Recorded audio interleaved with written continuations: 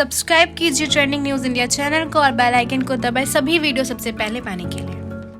नमस्कार, मैं सुरजीत, आप देख रहे हैं ट्रेंडिंग न्यूज इंडिया। बड़ी खबर में बात करेंगे संसद की। संसद का बजट सत्र जारी है। पहला बजट सत्र 15 फरवरी तक चलेगा और दूसरा चरण 8 अप्रैल तक। प्रधानमंत्री मोदी ने राज्यसभा में राष्ट्रपति के अभिभाषण के धन्यवाद पर प्रस्ताव पर भाषण दे रहे थे। इस दौरान पीएम मोदी ने संसद में कोरोना वायरस, कृषि क्षेत्र, भारत में निवेश, प्रधानमंत्री सम्मान निधि योजना, किसान आंदोलन समेत कई मुद्दों का जिक्र किया। उन्होंने कहा, भारत के लिए दुनिया में बहुत आशंकाएं जताई थी। विश्व हमें बहुत चिंतित था कि अगर कोरोना की इस महामारी में अगर भारत अपने आप को संभाल नहीं पाया तो सिर्फ भारत नहीं, पूरी मानव जाति संकट में आ जाएगी। आइए जानते हैं क्या कुछ कहा पीएम मोदी ने आज संसद में।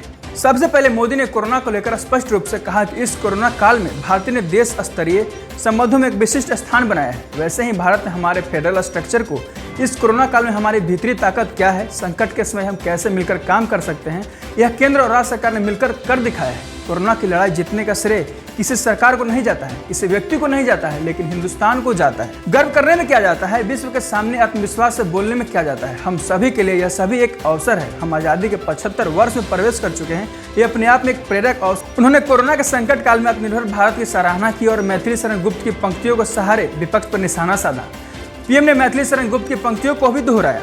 उसके बाद प्रधानमंत्री ने बात की किसानों की। पीएम ने कहा कि सदन में किसान आंदोलन की भरपूर चर्चा हुई। ज्यादा से ज्यादा समय उस बात पर बताई गई कि वो आंदोलन के संबंध में बताई गई।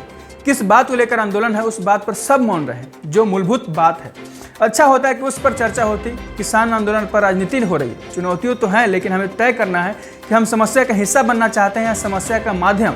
पीएम ने कहा कि किसान आंदोलन कर रहे हैं, यह उनका हक है, लेकिन वहाँ बुजुर्ग बैठे हैं, अच्छी बात नहीं। उन्होंने वापस ले जाइए, हम मिलकर बैठकर बात करेंगे।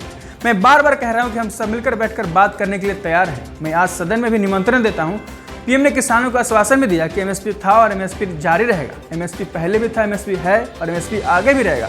हमें भ्रम में नहीं जीना चाहिए और ऐसा भ्रम नहीं फैलाना चाहिए। इसके बाद किसान नेता राकेश टिकैत ने बयान जारी कर कहा कि हमने कब कहा कि एमएसपी खत्म हो रहा है। हमने कहा कि एमएसपी पर एक कानून बनना चाहिए। अगर ऐसा कानून बनता है तो देश के सभी किसानों को इससे फायदा होगा। अभी एमएसपी पर कोई कानून नहीं है। इसके लिहाजे किसान लूटे जाते हैं और ट्रेडर्स के माध्यम से घसीटे जाते हैं। उसके बाद प्रधानमंत्री मोदी ने राष्ट्रपति के अभिभाषण का जिक्र करते हुए कहा, अनेक चुनौतियों के बीच राष्ट्रपति जी इस दशक का प्रथम भाषण हुआ, लेकिन यह भी सही है, जब पूरे विश्व पटल की तरफ देखते हैं तो भारत के युवा मन को देखते हैं तो ऐसा लगता है आज भारत सच्चे में एक अवसर की भूमि है। अनेक अवसर हमारा इंतजार कर रहे हैं। जो देश युवा हो, उसे देश उत्साह से भरा हुआ हो, वो देश अब सपनों को लेकर संकल्प के साथ सिद्धि को प्राप्त करने के लिए प्रयासरत होता है। वो देश इन अवसरों को कभी जाने नहीं देगा अपने हाथों से।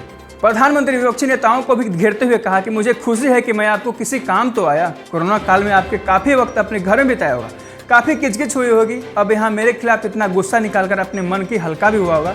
मोदी है, मौका लीजिए। पीएम मोदी ने आगे कहा, आप लोगों ने एफडीआई के बारे में तो सुना होगा, फॉरेन डायरेक्ट इन्वेस्टमेंट। एक नया एफडीआई इस बीच हमारे सामने आया है और इसका मतलब है फॉरेन डिस्ट्रक्टिव आइडियोलॉजी। देश को इसका एफडीआई से जरूर बचना होगा। दरअसल प्रधानमंत्री ने जिस नए एफडीआई का जिक्र किया है उनका मतलब किसान आंदोलन के खिलाफ विदेशी सेलिब्रिटीज द्वारा इस आंदोलन को समर्थन करने से था। पॉप सिंगर रिहाना, पर्यावरण कार्यकर्ता ग्रेटा थनबर्ग और पूर्व एडल्ट स्टार मियां खलीफा ने किसान आंदोलन को लेकर समर्थन किया था। पीएम मोदी ने अपने संबोधन में कहा, यह देश हर सिख पर गर्व करता है। उन्होंने देश के लिए क्या कुछ नहीं किया। उनका जितना हम आदर करें वह कम होगा। जो लोग उनका गुमराह करने की कोशिश कर रहे हैं उस देश का कभी भला नहीं होगा। प्रधानमंत्री के भाषण के बाद किसान नेता सतनाम सिंह साहनी ने भी कहा, प्रधानमंत्री तुरंत मीटिंग के लिए बुलाए, हम जाने के लिए तैयार हैं। हम उनकी बात मानेंगे, वो हमारी बात मानेंगे। प्रधानमंत्री बहुत देर बाद इस मुद्दे पर बोले हैं। किसानों को बदनाम किया गया है, मंडियां कैसे रहेंगी, यह बड़ा सवाल है। इस एक्ट में बहुत सारी खामियां हैं। पहले कृषि मंत्री माफी मांगे, वो किसान आंदोलन को बदनाम करते हैं। हम कृषि कानूनों को रद्द करने की बात पर अभी भी अड़े हैं। यह देश सभी धर्मों का है, किसी एक धर्म में सरकार ना बांटे। सभी धर्मों ने बहुत कुछ किया है। यह आंदोलन सभी धर्मों का है और आगे भी जब तक बिल वापसी नहीं होती जारी रहेगी। तब तक के लिए बने रहे हमारे साथ, देखते रहे ट्रेंडिंग न्यूज इंडिया।